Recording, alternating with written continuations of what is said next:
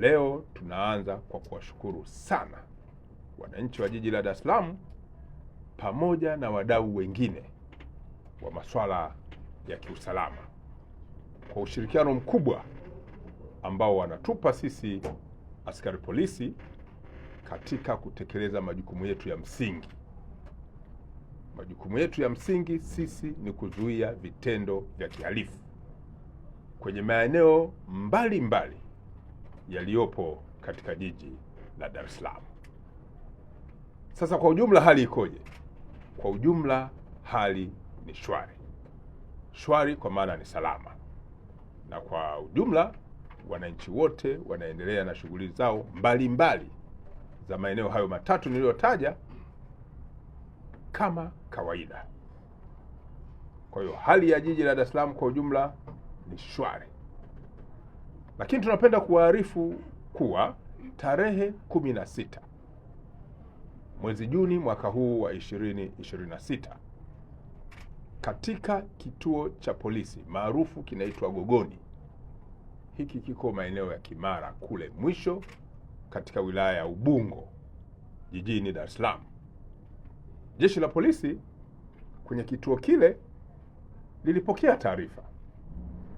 lilipokea taarifa kutoka kwa ndugu wa karibu wa mtu aliyefahamika kwa jina la Ramadhani Jafari maarufu kama Muna mwenye miaka 47 kuwa amepotea. Kwa hiyo tarehe 16 tuliweka kumbukumbu kutoka kwa wanandugu kwamba huyu Ramadhani Jafari Muna amepotea na kwamba alikuwa akitafutwa.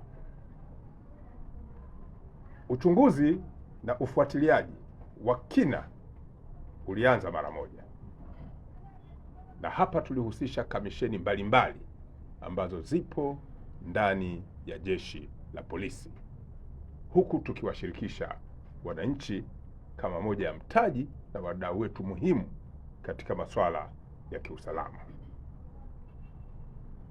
Jeshi la polisi linapenda kuwaarifu kuwa baada ya taarifa hiyo,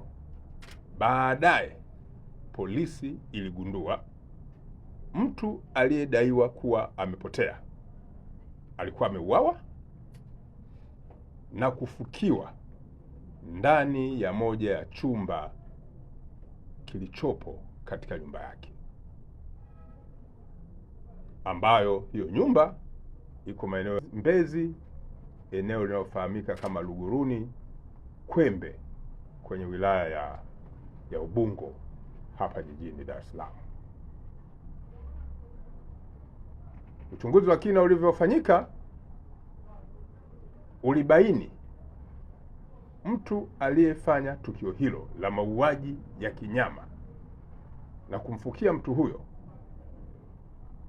aliyedaiwa awali kwamba amepotea alikuwa ni mtoto wa huyu mtu ambaye ni marehemu sasa hivi,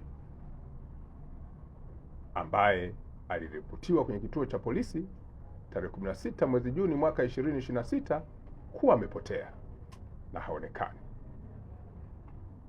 Upelelezi wa kina baadaye ulifanywa na kuwezesha kumkamata mtuhumiwa huyu ambaye alifahamika kwa jina la Juma Ramadhani maarufu kama Juli mwenye umri wa miaka 21,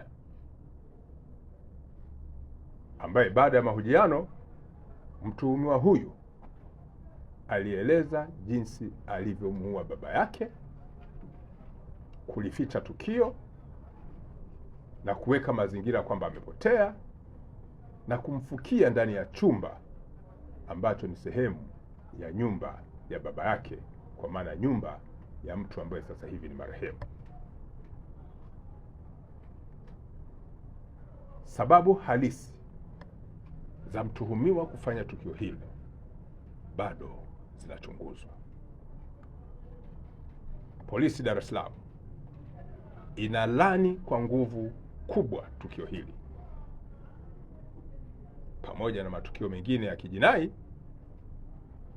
na kuendelea kutahadharisha na kuonya kuwa watu wanaojihusisha na matukio ya kihalifu na kujaribu kuyaficha kwa kutengeneza mazingira yoyote,